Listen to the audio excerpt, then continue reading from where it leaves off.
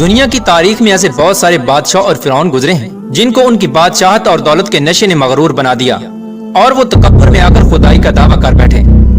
یہ بدبخت لوگ اپنی بے شمار مال و دولت اور بادشاہت کے نشے میں بدمست ہو کر اللہ تبارک و تعالیٰ کی وحدانیت کو للکارنے لگے اور معاذ اللہ خدائی کا دعویٰ کر بیٹھے۔ اس کے باوجود بھی اللہ تبارک و تعالیٰ نے ان کی طرف بے شمار انبیاء کرام کو مبعوث فرمایا اور ان کو ہدایت کی طرف بلایا، لیکن یہ بدبخت لوگ اپنی سرکشی اور انا پر اڑے رہے اور اللہ تبارک و تعالیٰ کی وحدانیت کا انکار کرتے رہے۔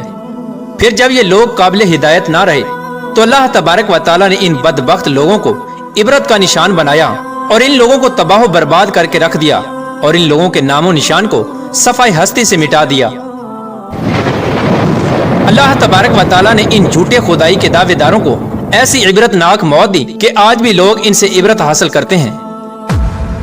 پیارے دوستو، خدائی کا دعویٰ کرنے والے بدبختوں میں سے ایک بدبخت شداد بھی تھا جس نے اللہ تبارک و تعالیٰ کی وحدانیت کو للکارا اور سرکش اور نافرمان ہو گیا۔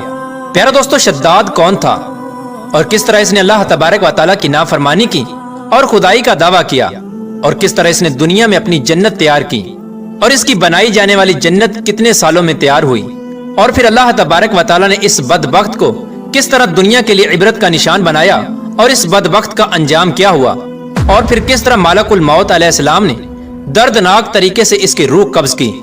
پیارے دوستو، ان تمام تر سوالات کے جوابات قرآن و حدیث کی روشنی میں آج کی اس ویڈیو میں ہم آپ کو بتائیں گے، لہٰذا آپ سے گزارش ہے کہ ہماری اس ویڈیو کو اینڈ تک ضرور دیکھیے گا۔ پیارے دوستو، شداد اس قوم کی نسل میں سے تھا جو دنیا کے سب سے طاقتور ترین قوم تھی، جس کو قوم عاد کہا جاتا ہے۔ اس قوم کے بارے میں اللہ تبارک و تعالیٰ قرآن پاک میں ارشاد فرماتا ہے کہ ان کے جیسی قوم نہ اللہ تبارک و تعالیٰ نے ان سے پہلے پیدا کی اور نہ ہی ان کے بعد کسی قوم کو پیدا کیا۔ قوم عاد احقاف کے اندر آباد تھی۔ احقاف ایسی جگہ تھی جہاں ریت کے بہت ہی بلند و بالا ٹیلے تھے، اور احقاف کا یہ علاقہ یمن اور عمان کے درمیان بکھرا ہوا تھا۔ اس علاقے کے اندر قوم عاد 8,500 سال پہلے آباد تھی۔ اس قوم پر اللہ تبارک و تعالیٰ کا یہ خاص کرم تھا کہ اللہ تبارک و تعالیٰ نے اس قوم کو دنیا کی سب سے طاقتور قوم بنایا تھا۔ اس کے ساتھ ساتھ اللہ تبارک و تعالیٰ نے اس قوم کو سرسبز و شاداب باغات اور وافر مقدار میں کھیت عطا فرمائے تھے۔ اس قوم کے پاس بے شمار جانور تھے اور پینے کے لیے میٹھا پانی تھا۔ اس کے علاوہ بھی اللہ تبارک و تعالیٰ نے اس قوم کو بے شمار نعمتوں سے نوازا تھا۔ چنانچہ اس قدر مال و دولت اور نعمتوں کی فراوانی کی وجہ سے یہ قوم بھٹک گئی اور اللہ تبارک و تعالیٰ کی نافرمان قوم ہو گئی اور یہ باغی ہو گئے۔ ان کی ہدایت کے لیے اللہ تبارک و تعالیٰ نے حضرت ہود علیہ السلام کو ان کی طرف مبعوث فرمایا۔ حضرت ہود علیہ السلام اس قوم کو اللہ تبارک و تعالیٰ کے حکم سے تبلیغ کرنے لگے اور اللہ تبارک و تعالیٰ کی وحدانیت کی طرف بلانے لگے، لیکن یہ قوم اپنے کفر و شرک سے باز نہ آئی اور حضرت ہود علیہ السلام کا مذاق اڑانے لگی۔ شداد جو کہ اسی قوم کی نسل میں سے تھا، وہ اس قوم کا بادشاہ تھا اور یہ 2 بھائی تھے۔ روایات میں آتا ہے کہ ایک کا نام شداد تھا اور ایک کا نام شدید تھا۔ شدید پہلے بادشاہ بنا اور وہ فوت ہو گیا۔ اس کے فوت ہو جانے کے بعد شداد نے حکومت سنبھالی اور اس طرح یہ دنیا کی سب سے طاقتور قوم عاد کا بادشاہ بن گیا۔ پیارے دوستو، شداد ایک وسیع و عریض سلطنت کا بادشاہ تھا۔ شداد کی یہ بادشاہت یمن سے لے کر عراق تک اور بعض روایات کے مطابق ایران تک پھیلی ہوئی تھی۔ شداد نے اپنی طاقت کے زور پر بڑے بڑے بادشاہوں کو اپنے زیر کر لیا تھا۔ چنانچہ اس بدبخت کو حضرت ہود علیہ السلام نے سمجھانے کی بہت کوشش کی، لیکن اس کا دل بھی بند تھا۔ چنانچہ جب حضرت ہود علیہ السلام نے شداد کو اللہ تبارک و تعالیٰ کی وحدانیت کی طرف بلایا اور ایک خدا کی عبادت کرنے کا حکم دیا، تو اس وقت شداد اور حضرت ہود علیہ السلام کے درمیان ایک زبردست مکالمہ ہوا، جس کے نتیجے میں شداد نے حضرت ہود علیہ السلام سے پوچھا کہ اگر میں اللہ تبارک و تعالیٰ پر ایمان لے آؤں تو مجھے کیا حاصل ہوگا؟ تو اس وقت حضرت ہود علیہ السلام نے شداد سے فرمایا کہ تم پر جنت حلال ہو جائے گی۔ جنت کا نام سنتے ہی شداد حضرت ہود علیہ السلام سے پوچھنے لگا کہ یہ جنت کیا ہے؟ تو حضرت ہود علیہ السلام نے شداد کو جنت کا نقشہ بتایا اور جنت کی نعمتوں کے بارے میں شداد کو بتایا۔ حضرت ہود علیہ السلام کی یہ بات سن کر شداد مسکرانے لگا اور حضرت ہود علیہ السلام کو دیکھ کر کہنے لگا کہ یہ کون سی بڑی بات ہے، ایسی جنت تو میں بھی تیار کر سکتا ہوں۔ حضرت ہود علیہ السلام نے شداد کو اس کے اس کفر و شرک سے روکنے کی بہت کوشش کی، لیکن یہ بدبخت باز نہ آیا۔ چنانچہ اس وقت شداد نے اپنی سلطنت کے بہت بڑے بڑے کاریگروں کو اکٹھا کیا اور احقاف میں ارم کے مقام پر 20 کوس لمبی اور چوڑی جنت بنانے کا کام شروع کروا دیا۔ چنانچہ شداد کی تیار ہونے والی اس جنت میں سونے اور چاندی کی اینٹیں لگائی گئیں اور جواہرات بھی لٹکائے گئے۔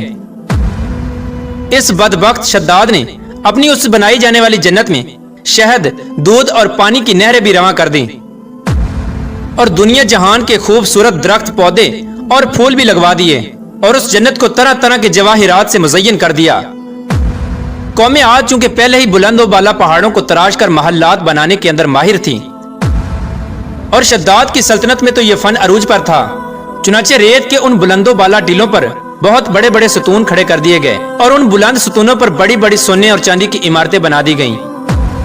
शद्दाद ने यह फैसला किया था कि जब तक उसकी बनाई जाने वाली जन्नत तैयार न होगी उस वक्त तक वो अपनी जन्नत के अंदर कदम नहीं रखेगा। चुनाचे शद्दाद के हुक्म के मुताबिक जन्नत तैयार होने लगी और शद्दाद अपने महल के अंदर बेसब्री के साथ जन्नत का काम मुकम्मल होने का इंतजार करने लगा। शद्दाद की इस जन्नत को तैयार होने में 12 साल लगे। 12 साल के अंदर जब यह जन्नत मुकम्मल तैयार हो गई और उसको तरह तरह के हीरे जवाहरात से मुज़य्यन कर दिया गया और तरह तरह की खूबसूरती से मुज़य्यन कर दिया गया, तो उस वक्त शद्दाद को उसकी जन्नत के तैयार होने का पैगाम पहुंचा दिया गया। चुनाचे शद्दाद जन्नत के तैयार होने का पैगाम सुनते ही बहुत खुश हुआ और शद्दाद अपनी जन्नत को देखने के लिए अपनी फौज को साथ लेकर जन्नत की तरफ निकल पड़ा। चुनाचे शद्दाद अभी जन्नत के दरवाजे पर पहुंचा ही था कि उसने अपने सामने एक शख्स को खड़ा देखा। शद्दाद उस शख्स को देखते ही पहचान गया और अपने हवारियों से कहने लगा कि यह शख्स मुझे जन्नत में दाखिल नहीं होने देगा। तो उस वक्त शद्दाद के हवारियों ने शद्दाद से पूछा कि यह शख्स कौन है और ये जन्नत में क्यों नहीं दाखिल होने देगा। तो उस वक्त शद्दाद ने अपने हवारियों से कहा कि यह मालकुल मौत अलैहिस्सलाम है जो कि मेरी रूह कब्ज करने के लिए आए हैं और ये मुझे जन्नत में दाखिल नहीं होने देंगे। उस वक्त शद्दाद बदबख्त मालकुल मौत अलैहिस्सलाम से अर्ज करने लगा कि मुझे सिर्फ अपनी जन्नत में कदम रखने की मोहलत दे दी जाए। लेकिन अल्लाह तबारक व तआला की तरफ से मुकर्रर फरिश्ते ने जवाब दिया कि मुझे अल्लाह तबारक व तआला की तरफ से हुक्म है कि मैं तुझे तुम्हारी जन्नत के अंदर कदम ना रखने दूं। शद्दाद मालकुल मौत अलैहिस्सलाम के सामने बहुत रोया और गिड़गिड़ाया, लेकिन मालकुल मौत अलैहिस्सलाम ने अल्लाह तबारक व तआला के हुक्म की तकमील करते हुए शद्दाद की रूह कब्ज कर ली। चुनाचे शद्दाद की मौत के बाद हजरत जिब्राईल अलैहिस्सलाम ने एक जोरदार चीख मारी और शद्दाद की बनाई हुई सारी जन्नत जमीन के अंदर धंस गई और गायब हो गई।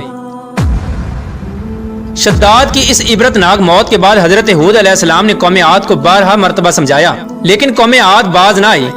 हालांकि शद्दाद का यह अंजाम कौम आद के लिए काफी था, लेकिन जब इंसान की अकल पर गरूर का पर्दा होता है तो चाहे शद्दाद हो या शदीद, उसको किसी काम का अंजाम दिखाई नहीं देता।